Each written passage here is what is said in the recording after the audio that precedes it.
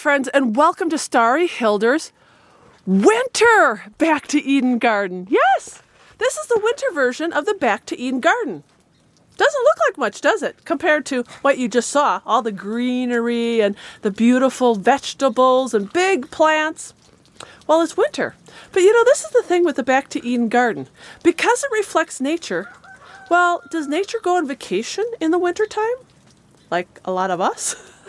No, it doesn't go on vacation. In fact, the Back to Eden garden, because it reflects nature, keeps working and giving back during the wintertime. So, the Back to Eden garden in the winter really is doing something.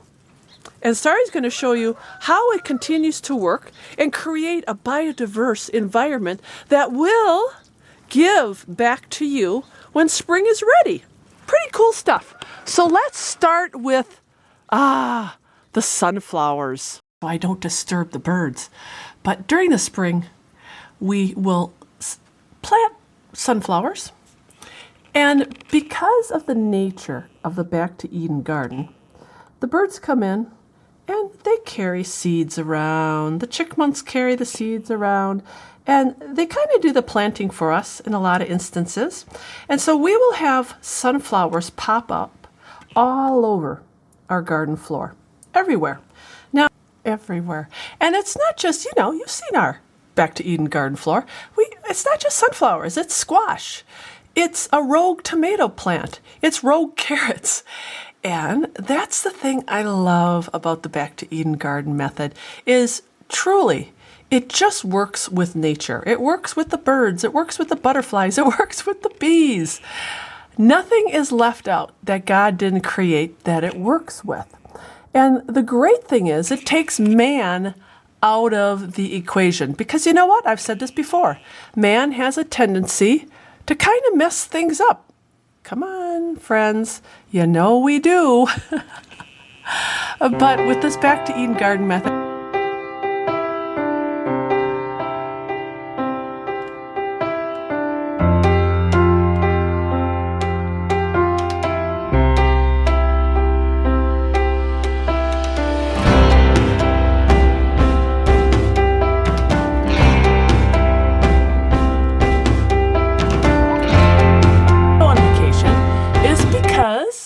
we use the natural resources around our area to actually help our Back to Eden garden. And as you can see, we have a family of some mule deer in today. And they're coming in because we purposely bring them into our Back to Eden garden. And if you look real closely, that is a pile of alfalfa, green alfalfa, and corn. And the mule deer will come in, the whitetail will come in, and so will the elk come in. And why do we want all of those wild animals in our Back to Eden garden in the wintertime? Well, let's go out there and I'll explain why. As you can see from out here, there's lots of animal tracks among the alfalfa and the corn that we put out here to feed the deer and the muleys and the elk. That keeps them coming in. But, as I said before, they come and they eat and they trample, and they leave their small gifts to us. And this is the great thing. So in the fall, we release our chickens into the Back to Eden garden, and they scratch and they do their little thing, and they give us free fertilizer too. And then in the wintertime, they get penned up in their little area, and then the wild animals move in.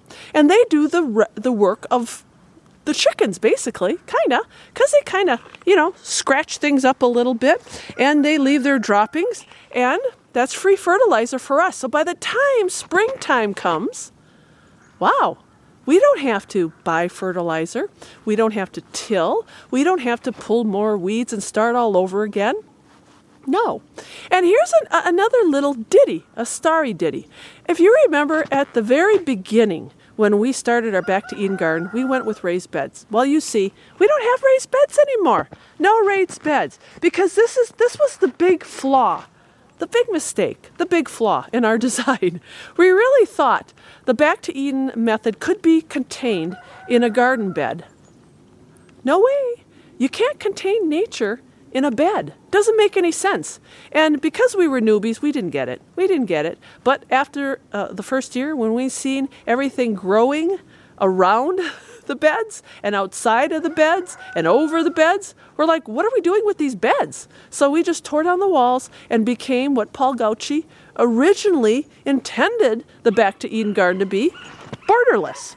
So now the deer and the elk and all the wild animals can come in here. They're not walking around the beds. They're walking in the floor of the garden, and they're doing our work nature's way. Eden gardening in the winter is, look at, I'm inside where the wood stove is, and what do I have? Oh, a nice box of ash. And during the wintertime, we are burning pretty much 24/7, which means we have lots of ash, which means that ash will go right onto the Back to Eden garden and to the garden. And this is a great thing, because in the spring, when all of the snow melts, it's going to get a nice healthy dose of wood ash. And wood ash is great because it has calcium in it, it has phosphorus in it, and it's got lots of micronutrients in it. And it's really good for acidic soil. We never freak out over the pH in our soil, just simply because we really do let nature do its thing without us interfering. So a little wood ash goes a long ways in our homestead, and trust me, friends, it's not going to mess up the pH, because if you just let nature do what it's supposed to do, you should be okay. The Back to Eden garden, because it doesn't require a PhD in gardening to be an expert at it, because we just kind of leave it up to the maker up there to do what it's designed to do. So that's it. That is the Back to Eden garden. In the wintertime, it's not stopping. It's in full production. And you know what, friends? I can't wait till spring because spring is right around the corner. And you know what? Today, it's 41 degrees out here and the snow is melting. Yeah, it's melting. Won't be long before we'll start planting those seeds, and Starry will be back in full production in the Back to Eden garden. Yay! I'm really happy about that. All right, God bless, friends, and pretty cool. Back to Eden in the winter.